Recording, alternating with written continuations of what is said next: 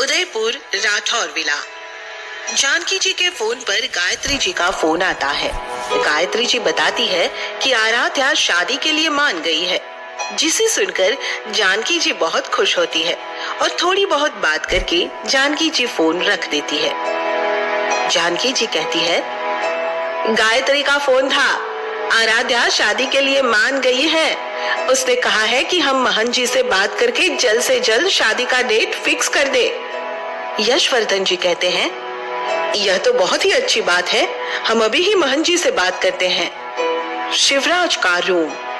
शिवराज जब नहा कर आता है तो देखता है कि शिवांश उठ चुका है और कोई तस्वीर के साथ खेल रहा है। शिवराज शिवांश को अपनी गोद में उठा लेता है और उसके हाथ से वह तस्वीर लेता है। उस तस्वीर को देखकर एक पल के लिए शिवराज की आंखें ठहर जाती है। वह तस्वीर मुस्कुराती हुई आराध्या की थी। नेवी ब्लू कलर के पटियाला सूट पहने बहुत सुंदर लग रही थी।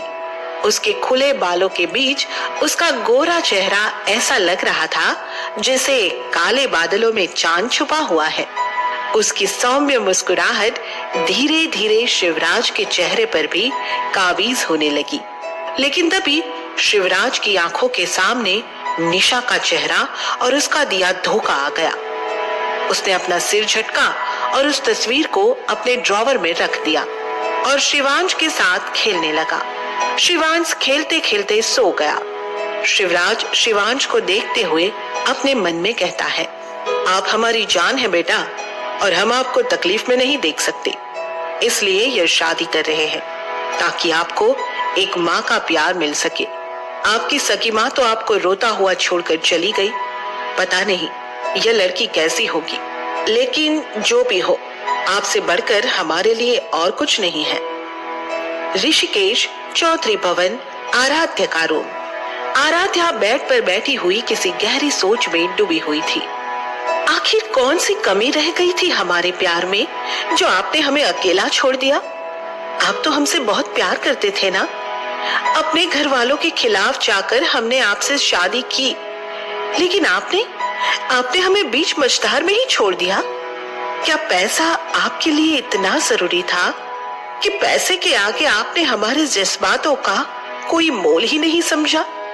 यह सब सोचते हुए आराध्या की आंखों में आंसू रुकने का नाम ही नहीं ले रहे थे।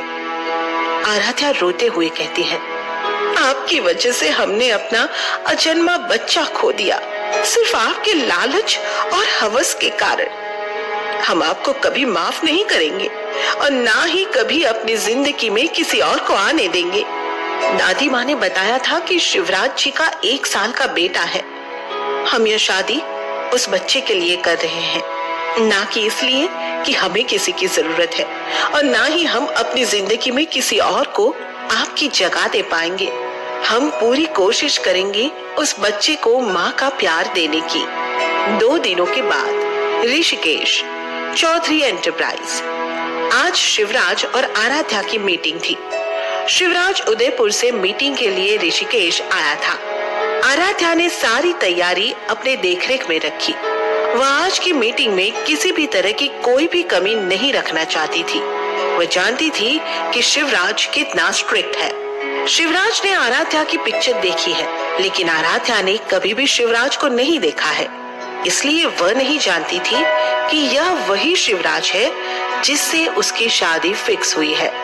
वहीं शिवराज भी इस बात से अनजान है कि आज वह जिसके साथ मीटिंग करने वाला है उसी लड़की के साथ उसकी शादी फिक्स हुई है।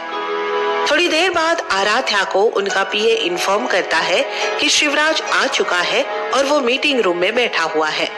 आराध्या प्रेजेंटेशन की फाइल और पेन ड्राइव लेकर मीटिंग रूम में चले जाती है। वहाँ शिवराज के साथ कुछ और बिजनेसमैन थे। मीटिंग रूम का दरवाजा खोलकर आराध्या अंदर आती है। आज उसने नेवी ब्लू कलर की सिंपल सी साड़ी पहनी हुई थी। बालों को खुला ही छोड़ रखा था। मेकअप के नाम पर हल्का सा काजल और लाइट पिंक लिपस्टिक। वहाँ मौजूद सबकी नजरें आराध्या पर टिक गई थी। अपने सामने आराध्या को देखकर शिवराज चौंक जाता है। शिवराज आराध्या को देखकर पहचान गया था। आज उसकी नजर भी बगावत पर उतर आई थी। वह भी अब अपलक आराध्या को देख रहा था। शिवराज ने अपनी नजर इधर उधर घुमाई तो देखा कि सभी आराध्या को ही देख रहे हैं। यह देखकर शिवराज को गुस्सा आने लगा। अगर किसी बंदे के सामने उसकी होने वाली बीबी को कोई इतना ताड़ेगा तो गुस्सा आना तो लाजमी ही है ना। आराध्या अपनी जगह पर जाकर खड़ी हो जाती है। आराध्या कहती है, good afternoon everyone, I am very sorry for being late, shall we start the meeting. सबकी सहमति पर आराध्या ने पेन ड्राइव को अपने लैपटॉप से कनेक्ट किया और एक वीडियो चला दिया। सब उस वीडियो को हैरानी से देख रहे थे। शिव की आंखों में इस वक्त दुनिया जहान का गुस्सा था। आराध्या खुद भी हैरानी से उस वीडियो को देख रही थी। समझ पाती तब तक शिव उस पर चिल्लाते हुए कहता है, यह सब क्या है मिस आराध्या? पहले तो आप लेट आई और उसके बाद ये यूजलेस वीडियो चला दी। दरअसल जो वीडियो आराध्या ने चलाई थी वह एक मूवी का सीन था जिसे देखकर शिवराज को गुस्सा आ गया। गुस्सा तो पहले भी आया था जब सबकी नजर आराध्या पर थी। शिवराज चिल्लाते हुए कहता है, जब काम करना नहीं आता है तो इतनी बड़ी कंपनी खोलने का मतलब ही क्या है? आपको क्या लगता है हम यह सब देखने के लिए आए हैं या आपके जैसे फालतू बैठे हैं? और वैसे भी लड़कियों को और काम ही क्या है? सच सवर के बस लड़कों को फंसाना जानती है। आपको क्या लगा आप यहाँ बन ठन कर आएगी तो हम डील फाइनल कर लेंगे? शिवराज की बातों को सुनकर आराध्या को बहुत हर्ट होता है और उसकी आंखों में आंसू आ जाते हैं, लेकिन वह उन आंसुओं को छुपा लेती है। लेकिन शिवराज ने उन आंसुओं को देख लिया था और शिवराज को आराध्या के आंसू को देखकर बेचैनी होने लगती है, जिसकी वजह शिवराज भी नहीं जानता था। आराध्या बिना शिवराज की बातों का कोई जवाब दिए अपने लैपटॉप पर उंगलियां चलाने लगी और इसकी इस हरकत से शिवराज को एक बार फिर गुस्सा आने लगता है। वह कुछ कहने ही जा रहा था कि तभी प्रोजेक्टर पर एक वीडियो प्ले होता है। इस वीडियो में एक से बढ़कर एक ट्रेडिशनल और इंडो वेस्टर्न ड्रेसेस शो हो रहे थे। दरअसल आज की मीटिंग में शिवराज अपने ट्रेडिशनल ज्वेलरी के कैटलॉग बनाने के लिए कुछ ड्रेसेस देखने आया था। आराध्या के बनाए हुए डिजाइन्स सबको बहुत पसंद आते हैं और डील फाइनल हो जाती है। एक एक करके सब मीटिंग रूम से बाहर जाने लगते हैं। आराध्या शिवराज के सामने आती है। अभी भी उसकी आंखों में हल्की सी नमी थी जो शिवराज को बेचैन करने के लिए काफी थी। आराध्या आंखों में नमी लिए कहती है, हर लड़की एक जैसी नहीं होती।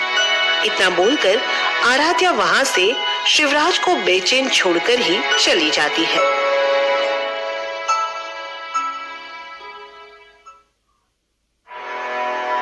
मैं तेरी अर्धांगिनी भाग 4, Rishikesh, blue moon hotel, room number 102। इस वक्त शिवराज एक होटल में था। एक अजीब तरह की बेचैनी से घिरा हुआ था जिसका सबब शिवराज नहीं जानता था। शिवराज सोचता है, यह क्या हो रहा है हमें? क्यों उनकी आंखों की नमी हमें बेचैन कर रही है? उनकी आंखों में हमने कुछ अपने जैसा ही दर्द देखा था। ओहो, हम उनके बारे में क्यों सोच रहे हैं? दादी माँ ने हमें इनकी ही तस्वीर देखने को दी थी। इसका मतलब जिस लड़की से हमारी शादी हो रही है वह आराध्या ही है, लेकिन उन्होंने हमें पहचाना क्यों नहीं? उस लड़की के ना पहचानने से हमें इतना अफेक्ट क्यों हो रहा है? यह शादी हम सिर्फ शिवांश के लिए कर रहे हैं। हमें उसके होने या ना होने से, उसके पहचानने या ना पहचानने से कोई फर्क नहीं पड़ना चाहिए, क्योंकि यह लड़कियां सिर्फ धोखा देना ही जानती है। इनके सामने लोगों की फीलिंग्स की कोई वैल्यू नहीं होती। चौधरी एंटरप्राइज, आराध्या की कैबिन। आराध्या चेयर से सिर टिकाकर बैठी थी। उसकी आंखों से आंसू बह रहे थे। शिवराज की कही गई बातें अभी भी उनके कानों में गूंज रही थी। मैं ऐसा कुछ नहीं करूंगी, समझे तुम? अरे यार, तुम्हारी प्रॉब्लम क्या है? बस एक रात की तो बात है। तुम सोच भी नहीं सकती इतना पैसा मिलेगा हमें। तुम ऐसा सोच भी कैसे सकते हो? कोई अपनी पत्नी को? मैं माँ बनने वाली हूँ तुम्हारे बच्चे की, और तुम मुझे किसी और के साथ? तो क्या कहूँ मैं? मैंने तुमसे कहा था इस बच्चे के लिए। अरे जब मुझे पता चला था कि तुम माँ बनने वाली हो तभी मैंने तुम्हें यह बच्चा अबॉर्ट करने को कहा था। मैंने तुमसे कहा था कि मैं अभी कोई बच्चा नहीं चाहता हूँ, लेकिन तुमने मेरी नहीं सुनी। बस बहुत बोल लिया तुमने। तुम समझ क्यों नहीं रहे हो सुनील?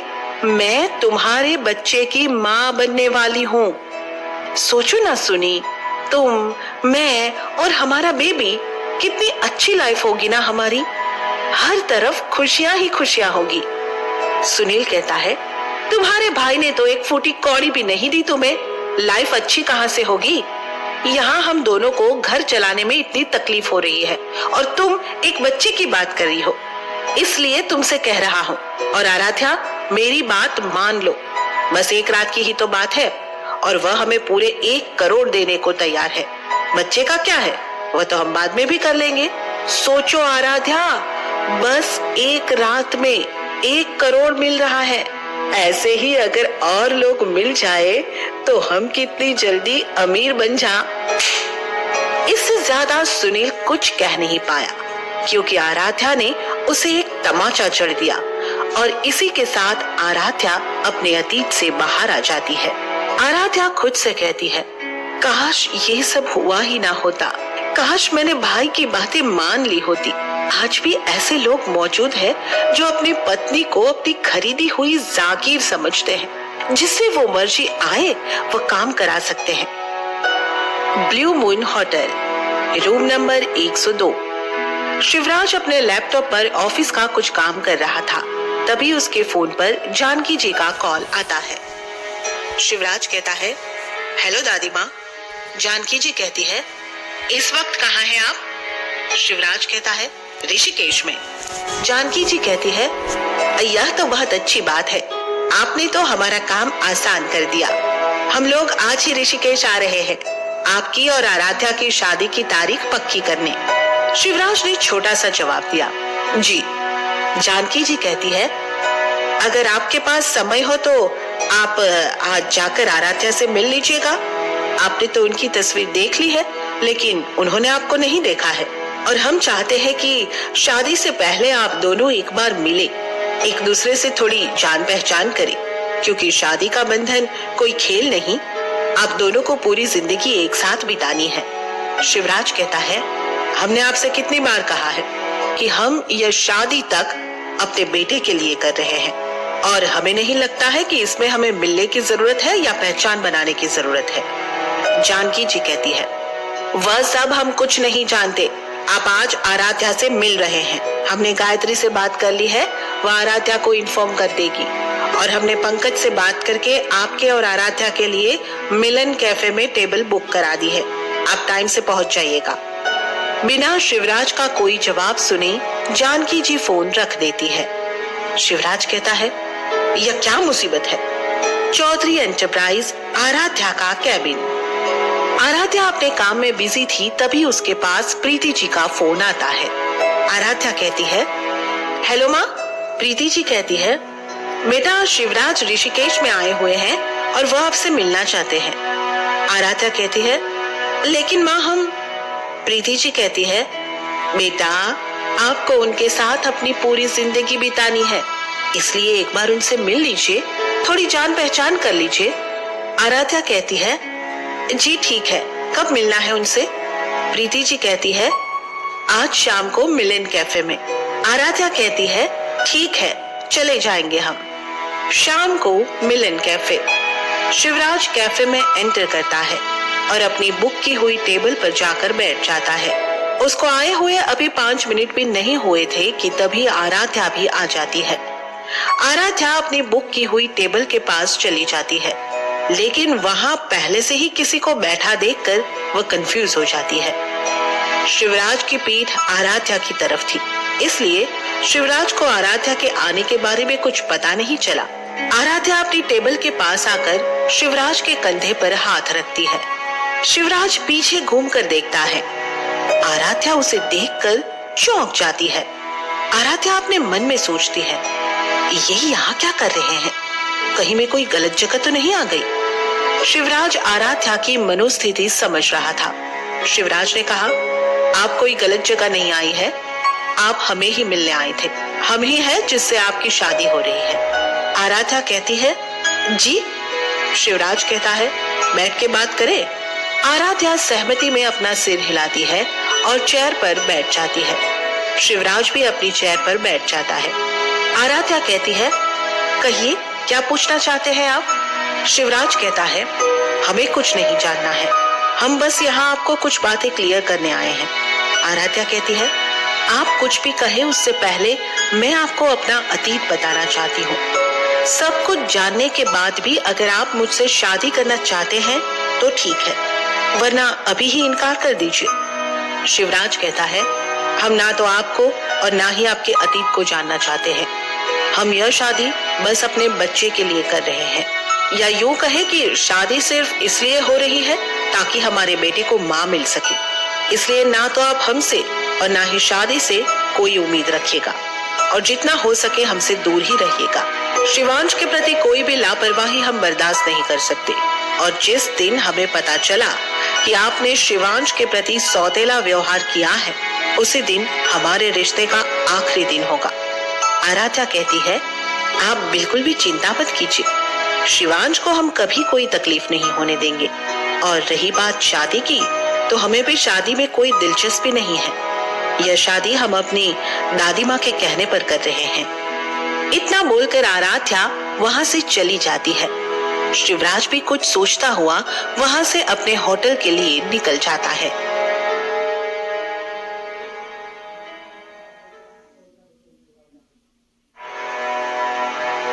मैं तेरी अर्धांगिनी भाग 5। Blue moon hotel, room number 102। Shivraj ने सबके लिए होटल रूम बुक कर लिए थे। देर रात तक सभी लोग ऋषिकेश पहुंच गए। सबके साथ शिवराज की बड़ी बहन प्रेरणा और उनके पति शेखर भी आए हुए थे, और उनके साथ ही उनकी 5 साल की बेटी पीहू। शिवराज अपनी बहन के बहुत करीब था, और प्रेरणा भी शिवराज को बहुत मानती थी। सब थके होने की वजह से अपने कमरे में चले जाते हैं, लेकिन प्रेरणा शिवराज के कमरे में रुक जाती है। शिवराज शिवांश को सुला रहा था। फिर प्रेरणा उसके पास आती है और उसके सर पर हाथ रखती है। प्रेरणा कहती है, शिव, हम जानते हैं कि आप अभी इस रिश्ते के लिए तैयार नहीं हैं, लेकिन अतीत के साए में रहने से अच्छा है कि आप अपनी जिंदगी में आगे बढ़े, क्योंकि आपने जिसकी वजह से खुद को इतना बदल लिया है, वह अपनी जिंदगी में आगे बढ़ चुकी है, और यकीन मानिए वह अपनी जिंदगी में खुश है। फिर आप क्यों उनके लिए अपनी जिंदगी बर्बाद कर रहे हैं? शिवराज कहता है, दी, हम अपनी जिंदगी नहीं बर्बाद कर रहे हैं, बस हमारा भरोसा उठ गया है रिश्तों से। और दी, इस बात का क्या भरोसा कि जो नई लड़की हमारी जिंदगी में आ रही है वह सही होगी? आप नहीं जानती दी, इन लड़कियों की फितरत ही होती है लोगों को तकलीफ पहुंचाने की। इनकी नजरों में दूसरों की फीलिंग की कोई वैल्यू ही नहीं है। यह लोग अपनी चाहतों को, अपनी जरूरतों को पूरा करने के लिए किसी की भी फीलिंग के साथ खेल सकती है।